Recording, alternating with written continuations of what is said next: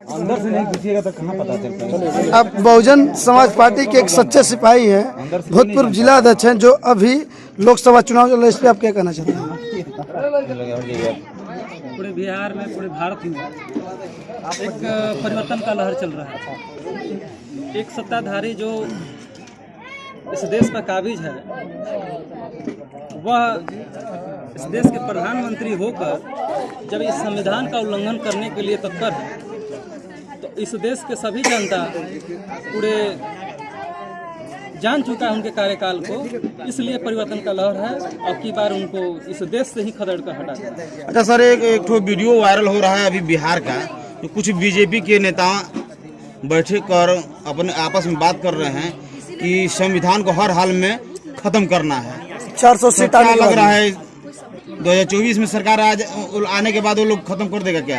उन लोगों का, बीजेपी का तो मानसिकता पहले से ही है, बीजेपी का आरएसएस का मानसिकता पहले से है।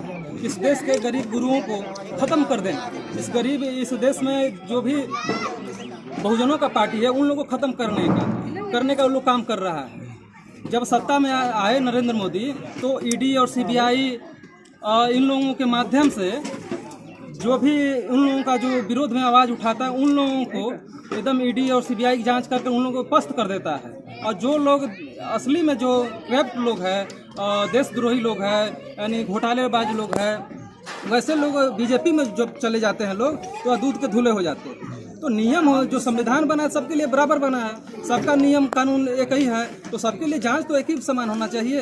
अब हम विपक्ष में हैं, आवाज़ उठा रहे हैं तो हम देशद्रोही हो गए, और विपक्ष में हैं तो हम आवाज़ उठा रहे हैं तो हम भ्रष्टाचारी हो गए, और बीजेपी में वही चले जाते हैं लोग तो वह सच्चे ईमानदार नेता हो गए। सर, बहुत लोग ऐसे गरीब गुरबा हैं जो बोलते हैं कि हम लोग का बहन कुमारी मायावती जो चुप बैठी है, इस पर क्या आप कहेंगे?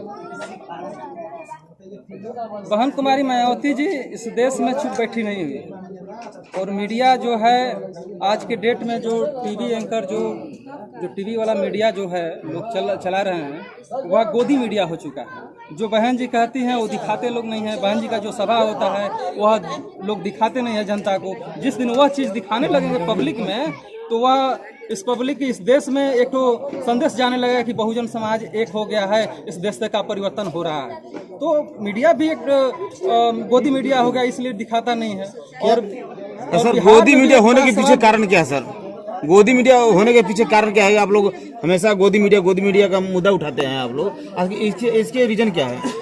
सारे मीडिया देश में देख लीजिए, अपर कास्ट के लोग, वह किसी न किसी बीजेपी से जुड़े हैं और चाहे आरएसएस से जुड़े हुए हैं, इसलिए गोदी मीडिया है। उनका एक तो संदेश है, उनका एक तो एजेंडा है कि इस देश में जो संविधान है, उसे इस देश के संविधान को मानना नहीं है। जिस दिन हम 400 पार आ जाएंगे, इस संविधान को बदल कर रख देंगे। और वो बदलेंगे तो नहीं, हम जानते हैं, आप लोग भी भली भांति जानते हैं, लेकिन उसमें जो नियम कानून है उसमें छेड़छाड़ को उसको कमजोर लोग कर देंगे। सर, मुख्तार अंसारी एक बहुजन के सच्चे सिपाही माने जाते थे, क्या सही बात है?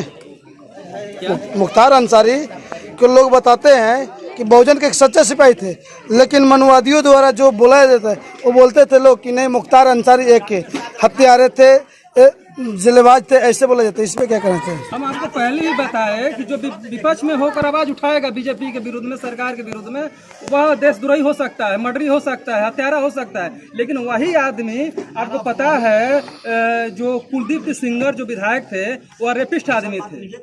शशि जो भूषण थे, ब्रिजभूषण जी थे सांसद, वो भी रेपिस्ट आदमी है, लेकिन बीजेपी में है, वह बचे हुए हैं। वैसे लोग अगर विपक्ष में होकर आवाज उठाते तो उनको भी लोग इनकाउंटर में मार दिया होता। तो ऐसा समाज 2024 में चुनाव का बिंगुल बज चुका है, क्या सर बैलेट पेपर से चुनाव होना चाहिए कि ईवीएम मशीन से?